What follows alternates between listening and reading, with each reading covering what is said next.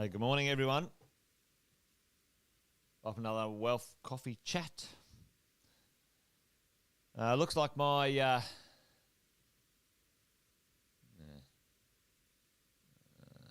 block that person and then block and restream. Someone was being a bit cheeky this morning, trying to put some spam up on our chat. Anyway, good morning. I hope you're all well, team. Welcome to another Wealth Coffee Chat. Good to see all of you here this morning. Bright and sunny. Not so sunny anymore in the Gold Coast, the GC. It's gone back to being wet and yucky. But anyway, wherever you are, I hope it's well. I hope you're well. Marvellous Monday. While things are getting warmed up, while people are jumping on, might just quick do some intros. Jason Witten's my name. Most of you guys know that already.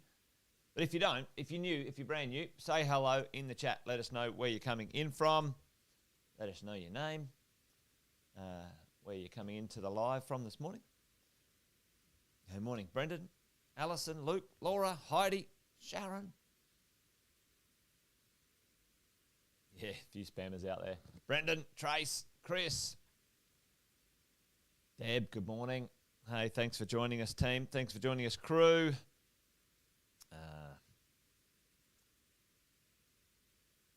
Welcome along. Another Wealth Coffee Chat. We've been chatting for a while now, if you're new, and we've been talking about property investing and what's going on in the property investment marketplace. Hey, there's Michelle, all the way from Maroubra. Welcome, Michelle. Great to have you here, mate. Paul from Randwick. Fantastic. Patrick from Wagga. Patrick, back in my day, back when I was a bit younger, I spent a couple of years in Wagga, out at the Air Force Base, actually. I was a technician. Well, I was studying to be a technician. That was fun. Nice town, Wagga. Enjoyed my time there.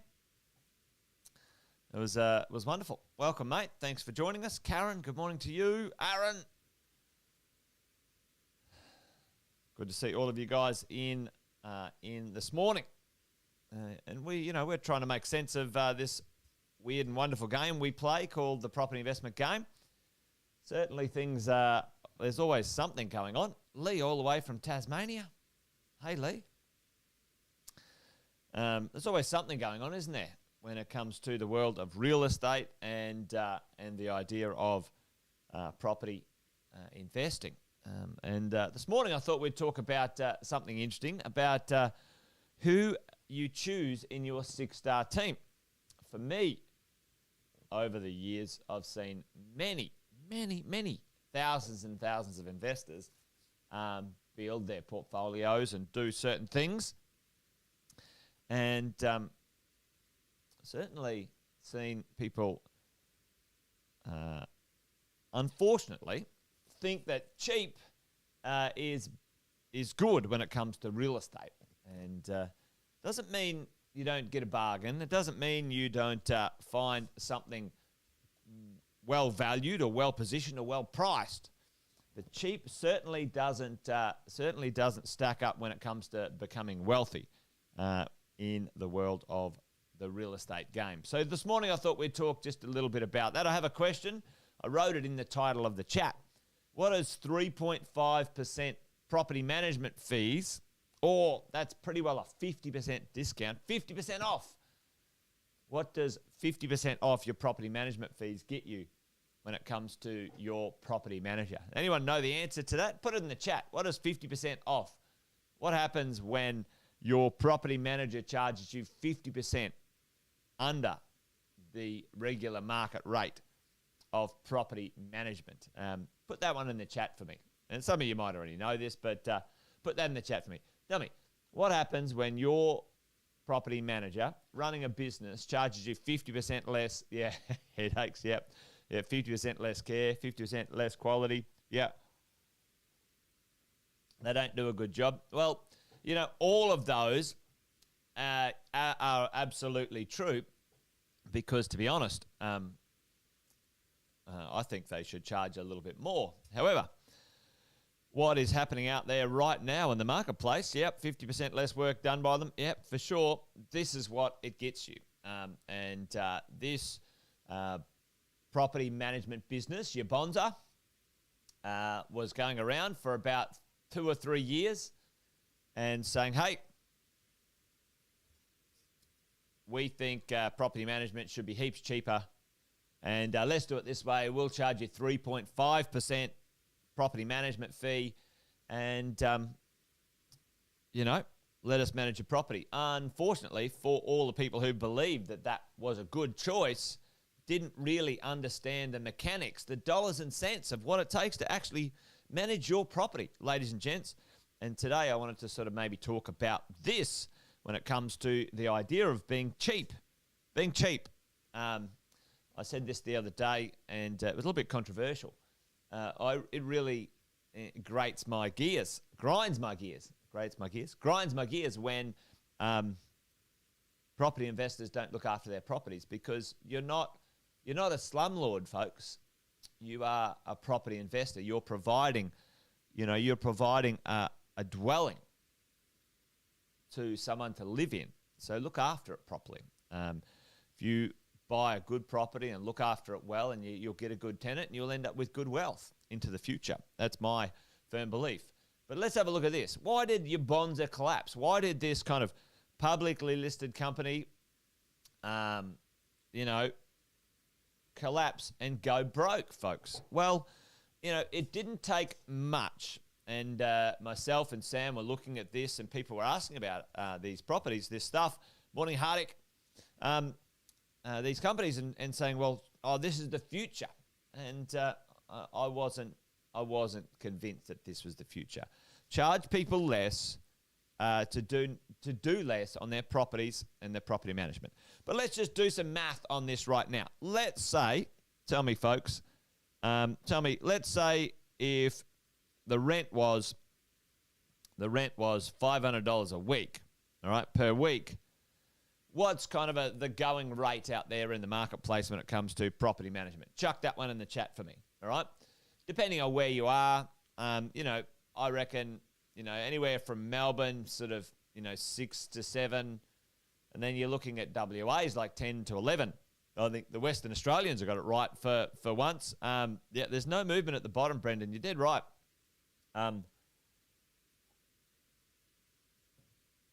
Yep, 7s and 8s. All right, let's just do 7% this morning. 7% this morning, okay?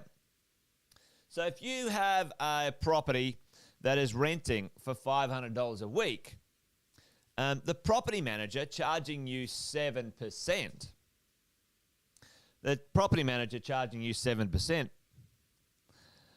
makes $35. $35. Now tell me, folks, anyone in the chat here, what's your rough hourly rate? What's your rough hourly rate right now when it comes to your profession? And it could be vast and varied and all that sort of stuff. And some people don't have an hourly rate. Some people have a job and that's what they do, and it's irrelevant of the hours, right? But let's just work it out as we go along here. Oh, I've got another spammer here. Block them and then block this person. Crikey, got a few spammers this morning. Rack off, spammers. So, what's your hourly rate? What is, what do we get paid out there? What's your salary? Blah, blah, blah.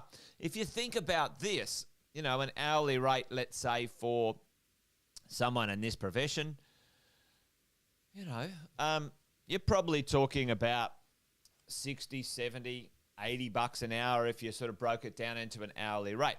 Now, let's say that's kind of 30 minutes, 30 minutes that someone can spend on your property, $100 an hour for plumbers. Yeah, exactly.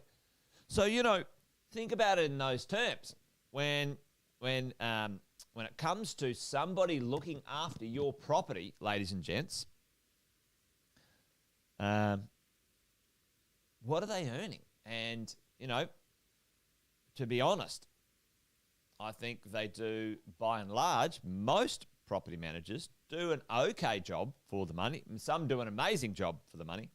But let's talk about this and understand, at the end of the day, certainly one place I would never skimp when it comes to my property portfolio is my property managers. Not and to be honest, where would I skimp anyway? I don't think any of the professions or any of the experts or professionals that I want on my team, certainly for me, I wouldn't be skimping on. Let's have a look at this. If we have a look at our 6-star team, you guys have heard me say this before, you have your, what we call mentor, coach, investor, advisor, MCIA, right? This is the person who helps you with your strategy, high-level strategy. Helps you in that acquisition phase, right? Okay, how do I get it going? The next person, tell me in the chat right now, who are the people in your 6-star team? There's usually 5 really important ones, and there's like we would call like a multitude of ones that you may need in other places. But tell me right now in the chat, who are these people in your 6-star team? All right. So you need a coach, you need a mentor, you need an advisor who is property centric, ladies and gents. Yep. Your property consultant. Yep. So I'm going to do this in sequence, Patrick. So for sure, now you need your finance. You need your finance specialist. Someone who understands how to get you the right lending, ladies and gents. That's pretty important. You certainly need your property consultant who is in your acquisitions team, the person who gets the deals for you, finds and locates and puts together property opportunities. You need your property manager, your prop manager in your team. Once you own some real estate, you want to keep it and manage it for a while. Property manager, dead right, Hardick. You need your accountant. They're important. And Hardick said it right there. The last one, this is a terrible drawing. Your fin planner, your financial planner, folks. All right. Not a good 6-star team drawing today, but there you go. Now, let's talk about these team members. Let's go through this. Let's go through it. All right. So, for example, wealth coach for sure, finance, acquisitions, property manager, accountant. Boom. Good work, Alison. All right. So let's have a chat about this, folks. Let's look at the amount of time these experts, these people spend looking after your property. Okay, your property. Okay, and what they get paid for doing that. Right. So your coach, your wealth coach, your strategy coach. Awesome people. You've got to have those people on your team. Tell me, you buy a property, by and large, how much time physically does that coach spend at your property? How many hours, ladies and gents, how many hours does that coach spend at your property? By and large, to be honest, most of them, 0 hours at the property. Never visited it. Now, this is not a bad thing. I just want to point something out. When we're looking at this stuff, and I want to put some stuff in perspective today, so stick with me with this conversation. 0 hours. All right. Tell me now, your finance broker, how many hours, how many times does your finance broker go and visit your property for you? Well, 0 hours. Okay? What might happen at the start, one time, is a valuer might pop by. Might. Depending on what you're trying to do. Your property and acquisition person, well, they certainly spend time at the property or listing the property, creating the property deal, finding it. So let's call it 2 hours. 2 hours all up, maybe a bit more, maybe 5 hours, maybe 10 hours, but they spend some time there, okay? They spend some time there. And I'm just going to jump across this little thing here just to make a point this morning.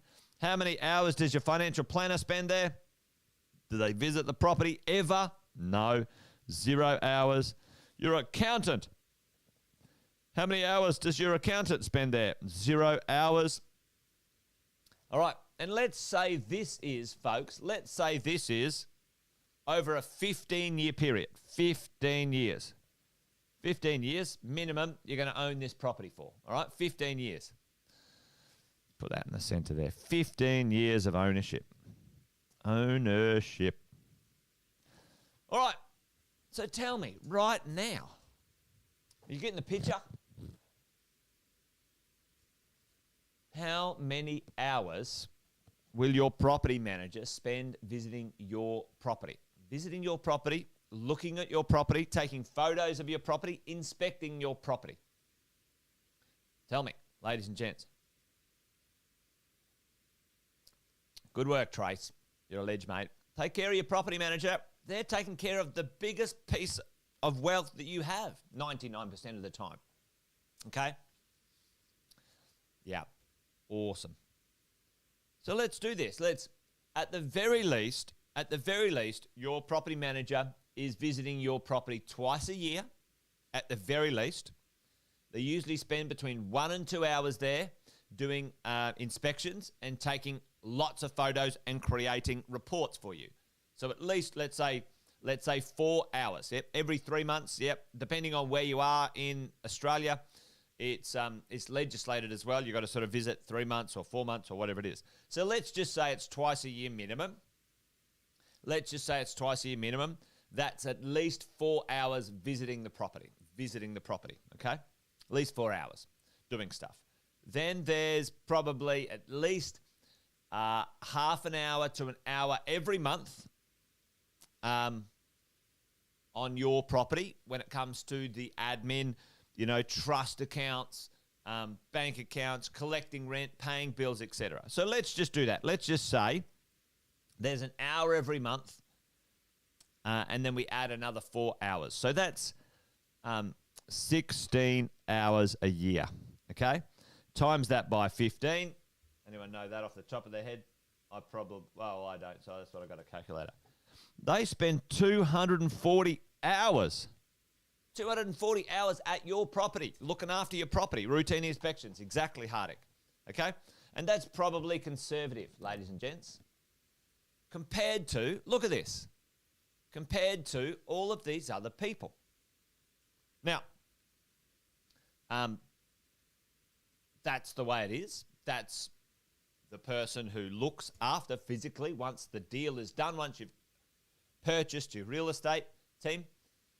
But like Trace has done there, make sure you put in perspective what's going on with your property manager and who you reward.